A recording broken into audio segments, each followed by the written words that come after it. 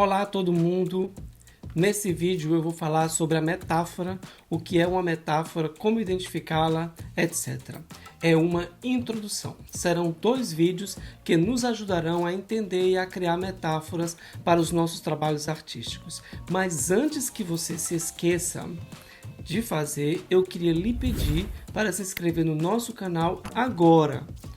É a única maneira de que você seja avisado quando a gente lançar um novo vídeo. Bem, como eu dizia antes, nesse vídeo você irá aprender o que é uma metáfora, como ela pode ser identificada, alguns tipos de metáforas como verbais, visuais ou conceituais, como uma metáfora pode ser decodificada, ou seja, como ela pode ser lida. Então vamos lá? A palavra metáfora vem do grego metafora e não tem nada a ver com meter fora. Quando eu estive na Grécia, eu via sempre a palavra metáforas em muitos caminhões e eu não entendia por quê. Pois bem, a metáfora significa transferência, transporte para outro lugar. Por isso os caminhões tinham essa palavra metáforas, ou seja, transportes. A palavra metáfora está composta por 2 partes, metá, que significa entre, e foro, que significa carregar. Em seu sentido literal, o verbo grego metaphorem seria traduzido pelo verbo latino transferire, ou transportar. Transferir a ideia de uma coisa para outra. A metáfora tem 3 dimensões onde ela pode se expressar. 1. Como discurso figurativo. É o uso não literal da linguagem, ou seja, é o uso ornamental. Uma figura de linguagem que se usa como recurso embelezador de um determinado texto. 2. Como símbolo, substituindo outra coisa, representando ou condensando uma ideia. 3. Como subjacente e organizador do nosso pensamento. É um fenômeno penetrante da linguagem, servindo assim para representar, compreender e experimentar o mundo. Existem algumas definições de metáfora, mas uma das mais aceitas é a de George Lakoff ou Mark L. Johnson. Para eles, a metáfora vai além do seu uso linguístico e se estende à percepção e como experimentamos o mundo. É compreender ou experimentar um tipo de coisa em termos de outra. Como entender uma metáfora? Como uma metáfora é transporte ou transferência, ela tem sempre 2 extremos, ou seja, um ponto de partida e outro de destino. Em termos técnicos, ela tem um domínio de origem e um domínio de meta ou destino. No caso da metáfora, os 2 pertencem a universos semânticos diferentes, ou seja, eles significam coisas diferentes. Se 2 coisas são iguais, não há metáfora, pois não há transmissão de significado. Se eu disser, por exemplo, que amor é amor, eu só estou enfatizando o significado do termo. Mas se eu disser que amor é fogo, eu estou transferindo o significado de fogo para o amor. Amor é algo que queima. Na metáfora, a meta deve pertencer a outro universo semântico, ou seja, devem ser vistos como diferentes. O domínio de meta, B, representa o domínio de origem, A. A pode ser abstrato ou concreto, mas B é concreto. Por exemplo, amor é guerra, A é abstrato, B é concreto. Tempo é dinheiro, A é abstrato, B é concreto. A vida é uma jornada, A é abstrato, B é concreto. O homem é um lobo, A é concreto, B é concreto. É preciso fazer uma diferenciação entre metáfora e metonímia. A metonímia é uma figura de linguagem em que uma coisa é representada por outra, que está diretamente relacionada a ela ou intimamente associada a ela de alguma forma. Mas atenção, Antes que fique muito abstrato, é bom lembrar que é o que a gente costuma dizer. É uma parte pelo todo ou todo por uma parte. Vamos ver alguns exemplos de metonímia. Tenho muitas cabeças de vacas na minha fazenda. Aqui a cabeça, ou seja, a parte, significa o todo, a vaca. O João pediu a mão da Maria em casamento. A mão, ou seja, a parte pelo todo, a Maria. São necessárias muitas mãos para construir uma casa. A mão pela pessoa, ou seja, outra vez, a parte pelo todo. Ao contrário da metáfora, na metonímia, ambos os elementos pertencem ao mesmo domínio conceitual ou semântico. Ao contrário da metáfora, na metonímia, não há mapeamento de propriedades de um elemento para o outro. As metáforas verbais são aquelas baseadas na linguagem falada ou escrita.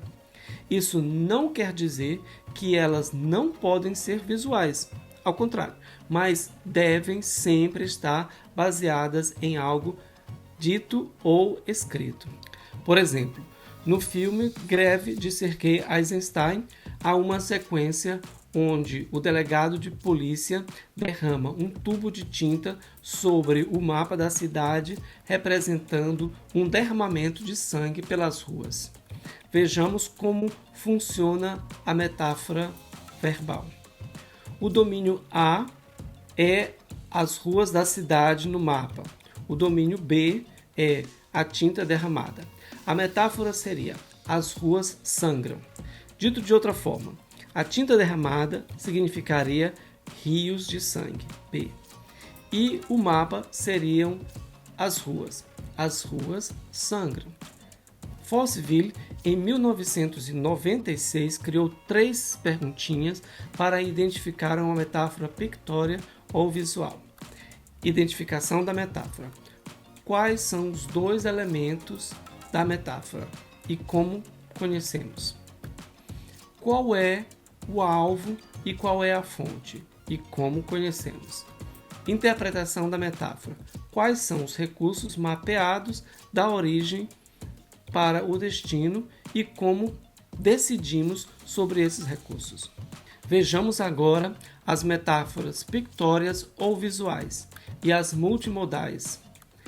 Simile, pictórica. Ambos os objetos são representados em uma totalidade de forma que parecem semelhantes.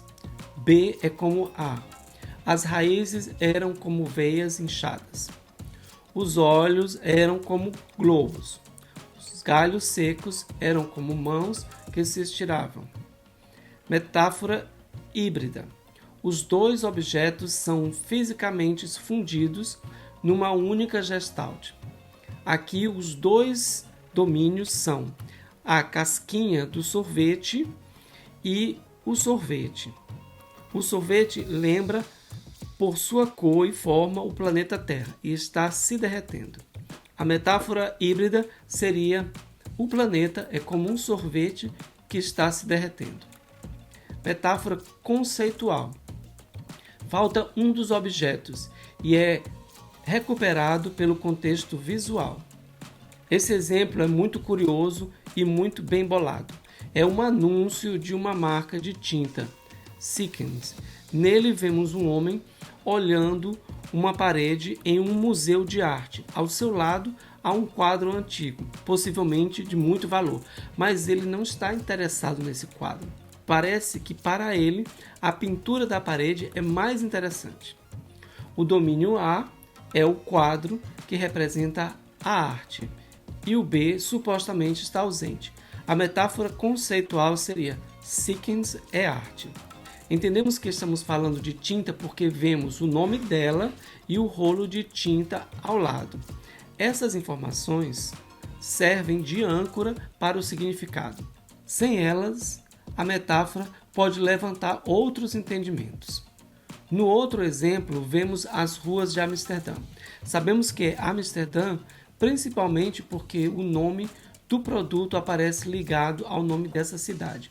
O produto em questão é uma vodka. Vemos uma bicicleta usada para fazer uma mudança. O formato dos objetos lembra uma garrafa de vodka, mas a garrafa de vodka está ausente do cartaz. A metáfora conceitual seria: Amsterdã é absolute ou absolute é Amsterdã. A igual a B e B igual a A. Metáfora multimodal.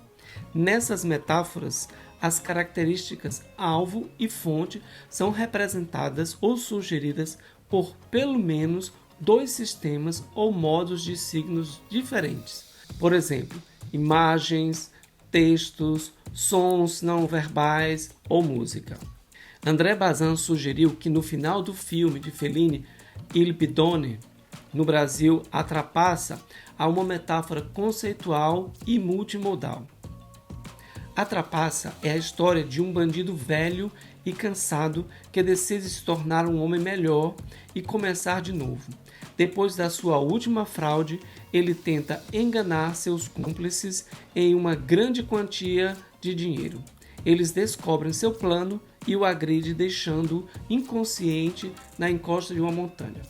A última coisa que ele vê antes de morrer é um grupo de mulheres e crianças passando por uma estrada carregando feixes de gravetos nas costas.